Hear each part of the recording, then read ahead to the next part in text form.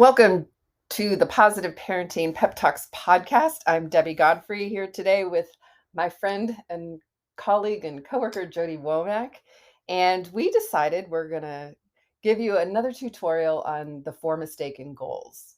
So we'll talk about those today and help you with ways that you can understand your kids' misbehavior, why they're doing what they're doing, and then in future podcasts we'll talk about what to do about it. So thank you for being here today, Jody. Always love it. We work really well together, don't we? Yes. Yes, we do. Yeah. So we taught classes during the pandemic. Mm-hmm. How many classes did we do? I think we did something daily classes from April through October. And it was one of the highlights of the pandemic and one of the things I'm most proud of that I got to help out. Yes. Yes. And all those classes are available on the Positive Parenting website as a self-directed class. So yeah, a lot of great content in there. Yes, for sure. Okay, so what we're going to do is we're going to look at why kids misbehave. And when your child is misbehaving, it's because they're discouraged from getting certain needs met, like feeling loved or valuable or powerful, or like they're special, or they want to, or they need to experiment and explore. And if they're not getting those needs met through appropriate behavior, then they'll be getting them met through inappropriate behavior. And if that's what we're doing, we have a systematic approach to understanding why, what's going on, and then what to do about it. And in just a moment, we're going to tell them all about that, right? But what I love about this so much is that it's not about fixing the behavior, but it's really much deeper about what's behind it, right? Right. Yes. And it's, understanding, yes, it will be fixing the behavior. It's not fair. Like if your kid comes in and drops all their stuff on the floor and walks away, we're not attacking or we're not going after the dropping the stuff. It's like, what's underneath it? Why do they do something that isn't the appropriate behavior in that space? And that's what I love. It's so much deeper than just the surface level stuff. Exactly. And so we call it a mistaken goal. When they come in and drop their stuff, it's what is their mistaken goal in this situation? And there are 4 possible mistaken goals. And those are attention. Number 1 is attention. Number 2 is power. Number 3 is revenge. And number 4 is inadequacy. So anytime your child is misbehaving, it's because they're in one of those 4 goals: attention, power, revenge, and inadequacy. And if you can figure out which goal they're in by identifying it, then you can have at your fingertips the best possible discipline solution to respond to that misbehavior. So I think what we're going to do today is use an example of a kid who won't get off the computer or the iPad or the phone. Stop playing on your phone. Has anybody else out there had this conversation? Right. So as soon as we come back, we will start right in with this. Okay, so we're back. So Jody, I'm going to be a child in one of the 4 mistaken goals, and you're going to be my parent. You're going to tell me to get off my screen. And for those of you listening, what I want you to do is ask yourself how you're feeling if you were in Jody's shoes. Jody's the parent in this case. So what are your feelings as a result of my misbehavior? Because this is how you're going to identify the mistaken goal that your child is in. It's not based on what your child is doing. We're going to use the same example in all 4 of these. The child's not getting off the computer. So it's your feeling as a result of the behavior that they're doing, the misbehavior they're doing, not getting off of that phone or that iPad or that computer. All right. So. Okay. Hey, Deb, time to get off your computer. Yeah, I'll get off in a minute, Mom. I'm almost done. No, remember we talked. Come on, let's go. Nah, I'll get it. It'll be in a minute. Just a minute. I'm almost done. Almost there. Deb. I'm almost there. Come on, Deb. It's really time. We talked about stop. This.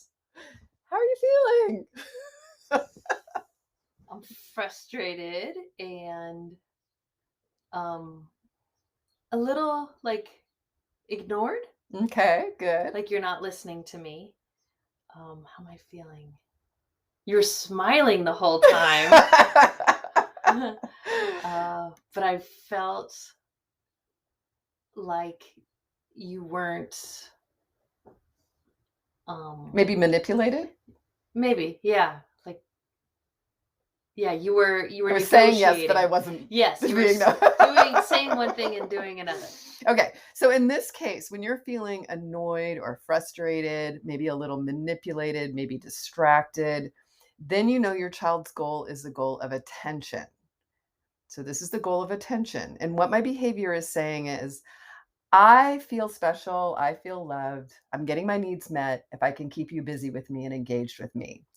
So if I felt like that could have gone on and on. Like, Debbie, no, Mom, come on. Like, like right, that could have been right. a 20-minute argument that kept escalating. Exactly, exactly. So when you're in situations, and for those of you listening and trying to figure this out, this is any discipline situation. It doesn't have to be screen time. It can be they're not doing their homework, they're not cleaning up their room. It's just anything where your child is misbehaving, this mistaken goal concept will apply.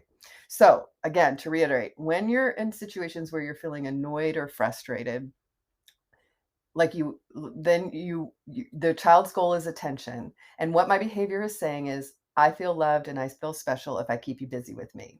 So if I can keep you busy with me, then I know I'm loved. So I've mistakenly come to get my need to feel loved met by not doing what you say, but still maintaining my cuteness. So let's go on to the next one and see how this one goes. Okay, so Jody, tell me to get off the computer again. Okay. Okay, Deb, come on, get off the computer. No. Come on, Deb, we talked about this. No, I'm not done yet. My game's not over. Deb? No. Debbie, come on. No. Deb, I am not getting off the computer. Debbie? I'm not done. Stop. How you feeling now? Aggravated.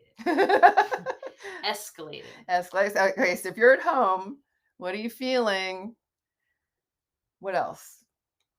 Just aggravated? Definitely could go angry and confrontational. Like that was going to get more and more intense about who has the power. Right. So would you say you felt provoked or maybe even challenged? Yes. Okay. Yes. And those are the buzzwords for this, which, yes, is the goal of power.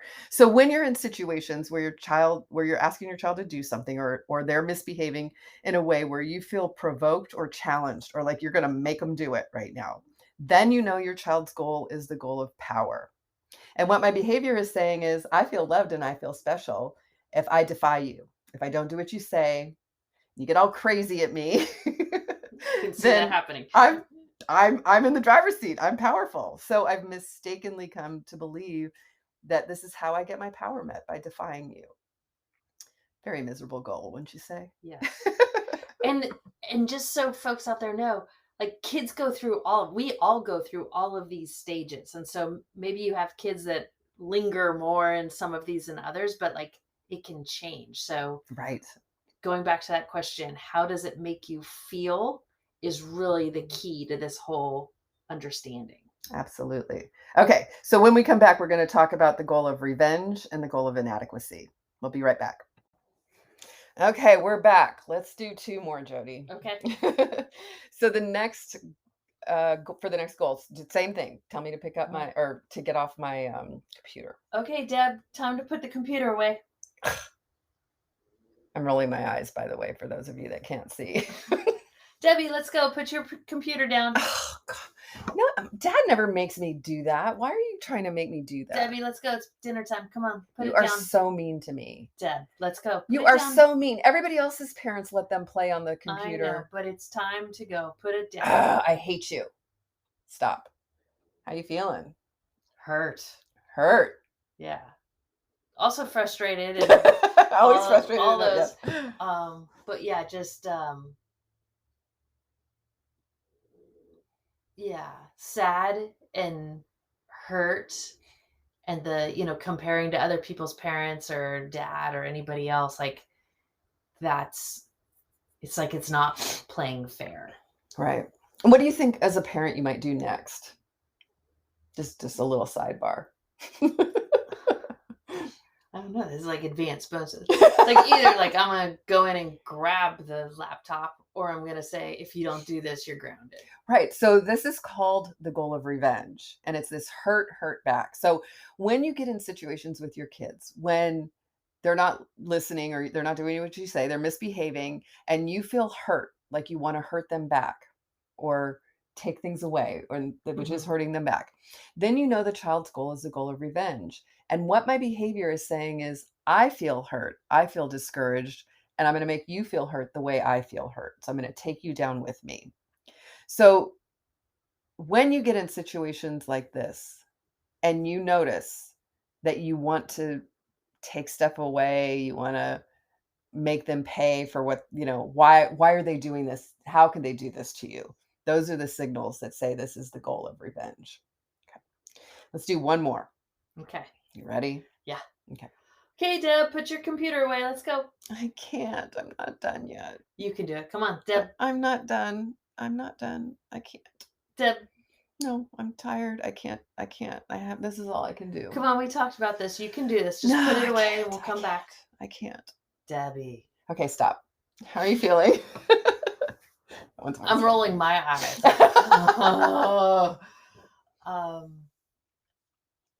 Just, how do I feel? Like I'm pulling you along and that like this is the never-ending saga. Like a little bit of pity, but also like, come on now, like right. You can do this.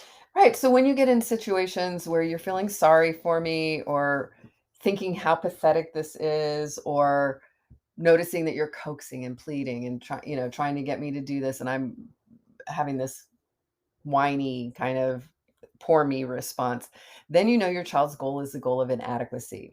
And what my behavior is saying is, I feel helpless. I feel like I can't do it.